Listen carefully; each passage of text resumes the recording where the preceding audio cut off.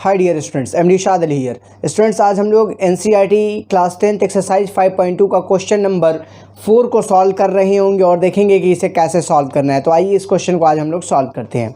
तो क्वेश्चन हमारा कुछ यूँ है, which term of the AP 3, 8, 13, 18 is 78। हमारा एपी ये दिया हुआ है, इसमें से पूछ रहा है कि कौन सा टर्म हमारा 78 होगा। आई होप क्वेश्चन का कॉन्सेप्ट आप लोगों को क्लियर होगा, क्योंकि मैंने आप लोगों को पहले ही फार्मूला बता चुका था। जो इस चैप्टर में सबसे ज़्यादा जिस फार्मूला का रोल होने वाला है वो ये है कि an is equal to a plus n minus 1 into d. अगर आप इस वीडियो लेक्चर को इंट्रोडक्शन को नहीं देखे हैं तो उसका लिंक मैं आई बटन में दे दूंगा, आप वहाँ से देख सकते हो। ठीक है, हमें n टर्म निकालना। हमने आपको बताया था फार्मूला में कि हमारा जो n होता है वो क्या होता है, नंबर ऑफ टर्म।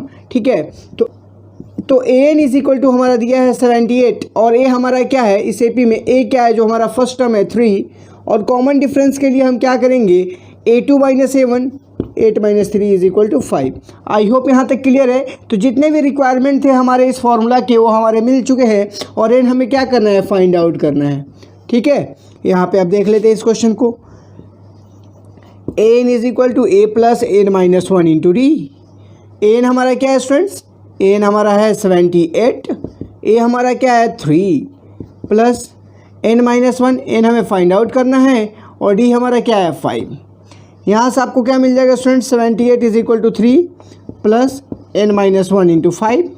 ठीक है, ये कितना हो जाएगा, 75 is equal to n minus 1 into 5।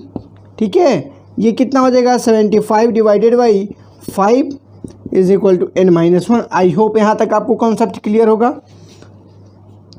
ये 15 is equal to n minus 1, तो n इज इक्वल टू क्या हो जाएगा, 16। तो इस एपी में जो हमारा 16th टर्म होगा, तो यहाँ पे हम लोग लिख सकते हैं इसका answer 16th term of the AP is 78। ये हमारा आंसर हो जाएगा। तो n इज इक्वल टू हमारा 16 ही क्या होगा, आंसर होगा। आई होप ये कॉन्सेप्ट आपको क्लियर होगा।